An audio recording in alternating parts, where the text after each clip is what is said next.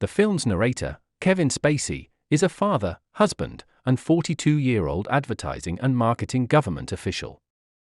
Carolyn Annette Bening, Lester's wife and a daring real estate agent who is materialistic and feels her potential is limited, is unhappy and has a chip on her shoulder in their relationship. Jane Tory Burch, his daughter, who is 16 years old, is depressed and has problems with self-esteem.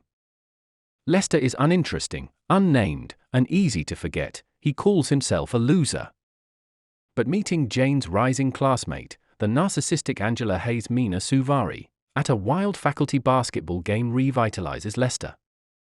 Lester seems to fall head over heels for Angela from the very beginning. Quite a bit, much to his embarrassed daughter. Angela, who is sexually aggressive, and purple rose petals are recurring themes in Lester's dreams throughout the film. New neighbors for the Bonhams include USMC Chris Cooper, Colonel Frank Fitz, his preoccupied wife Barbara Allison Yanni, and Ricky West Bentley, who is both a marijuana dealer and a camera nut. Colonel Fitz displays a remarkably bigoted attitude over the course of a few days when confronted with the homosexual couple, living 2 doors down. I think every single one of Debenhams makes a decision that changes their lives. Carolyn encounters Buddy, a real estate competitor. Peter Gallagher, for a business lunch, begins an affair with him and subsequently begins to work for Kane as a photographer, instructor, and advisor. Brad Dupree is the target of Lester's blackmail. Billy Sherman from Berry for $60,000. He decides to leave his job and start working as a burger flipper for a fast food chain, where the pressure is low. He keeps breaking free by trading in his Toyota Camry for the 1970 Pontiac Firebird, the vehicle of his dreams. Starts exercising in an effort to arouse Angela, and starts smoking a genetically modified strain of marijuana that Ricky Jane gave him. A romance blossoms between Ricky and Angela as she grows distant from him. The two became close over what Ricky views as his most breathtaking camcorder footage.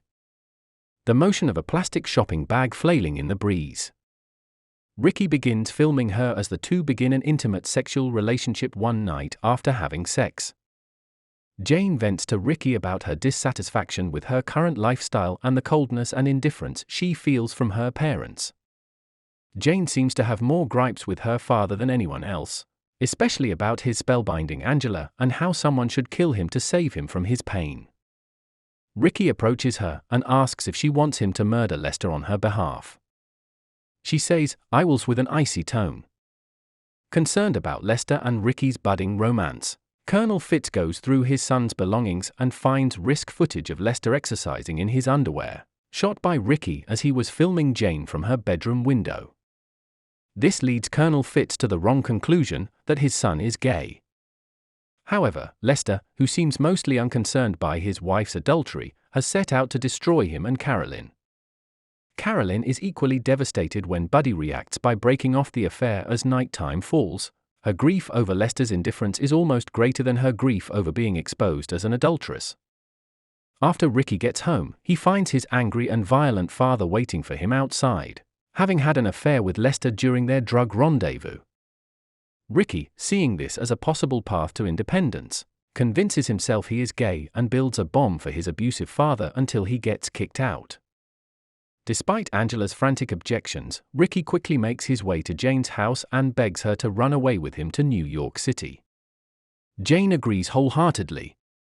Ricky takes advantage of her friends like Jane to boost her public image after she exposes her deepest fear, that she is dull and ordinary, and Ricky shoots her down.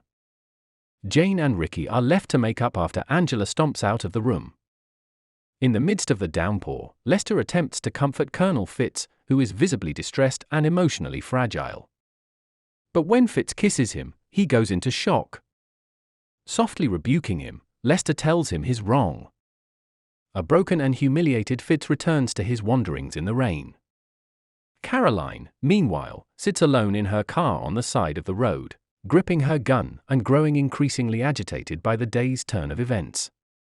Just moments after that, Lester discovers an upset Angela and is about to consummate their sexual relationship. Nevertheless, the seduction is halted when she admits she is a virgin, now seeing her only as a defenseless child.